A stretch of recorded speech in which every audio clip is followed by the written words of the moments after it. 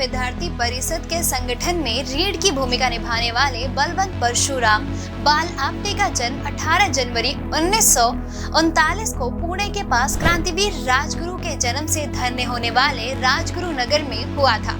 उनके पिता परशुराम आप्टे एक स्वाधीनता सेनानी और समाज सेवी थे। वहाँ पर ग्राम पंचायत, सहकारी बैंक आदि उनके प्रयास से ही प्रारंभ हुए। यह गुण उनके पुत्र बलवंत बाल आप्टे में भी आए।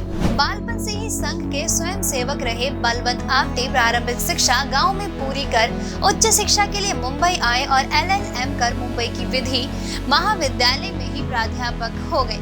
मराठी, संस्कृत, हिंदी और अंग्रेजी में प्रकांड विद्वान, लेखक और व्यक्तित्व कला के धनी आप्टे जी ने भारत और विश्व के अनेक मंचों पर व्याख्यान दिए। 1960 के दशक में विद्यार्थी परिषद से जुड़ने के बाद लगभग 40 वर्ष तक उन्होंने यशवंत राव केलकर के साथ परिषद को दृढ़ संगठनात्मक और वैचारिक आधार दिए। विद्यार्थी परिषद ने न केवल अपने अपितु संघ परिवार की कई बड़ी संस्थाओं तथा संगठनों के लिए भी कार्यकर्ता तैयार किए। इसमें आप्टे जी की भूमिका बहुत महत्वपूर्ण थी।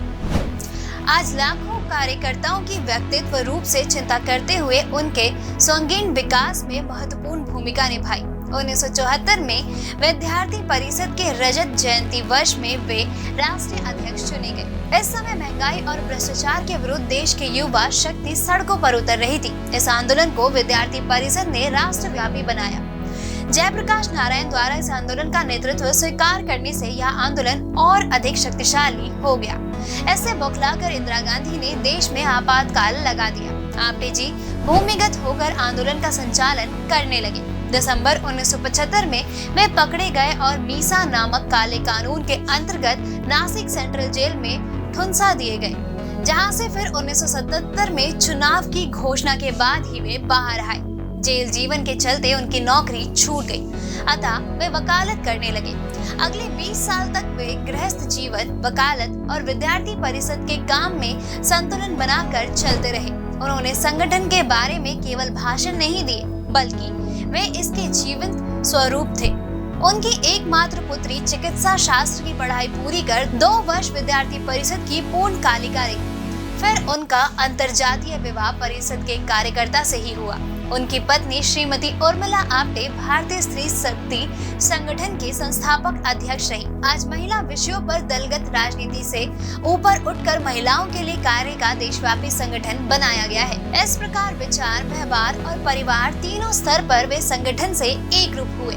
1996 से 1998 तक वे महाराष्ट्र शासन के अतिरिक्त महाधिवक्ता रहे। वेस्टर्न एडवोकेट एसोसिएशन के अध्यक्ष रहते हुए मुंबई हाई कोर्ट में 4 जजों के भ्रष्टाचार को लेकर आंदोलन कर उन्हें बर्खास्त कराया।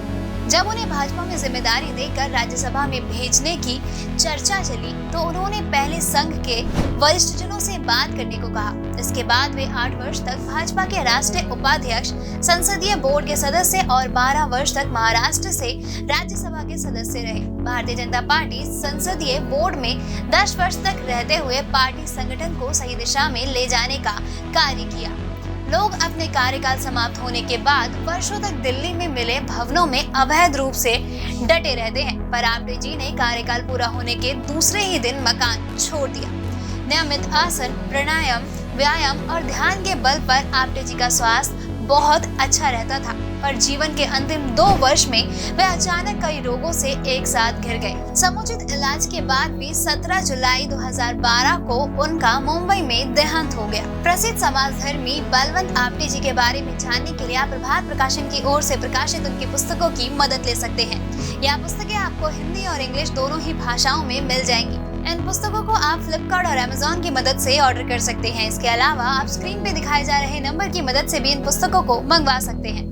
दोस्तों, अगर आपको हमारा ये वीडियो पसंद आया हो तो इसे अपने दोस्तों के साथ भी जरूर शेयर करें, और अगर आपके पास हमारे लिए कोई भी सवाल है तो उसे कमेंट में लिख के हमें जरूर बताएं। जल्द ही आपसे फिर मुलाकात होगी एक नई वीडियो पे एक नए टॉपिक के साथ। तब तक के लिए नमस्कार।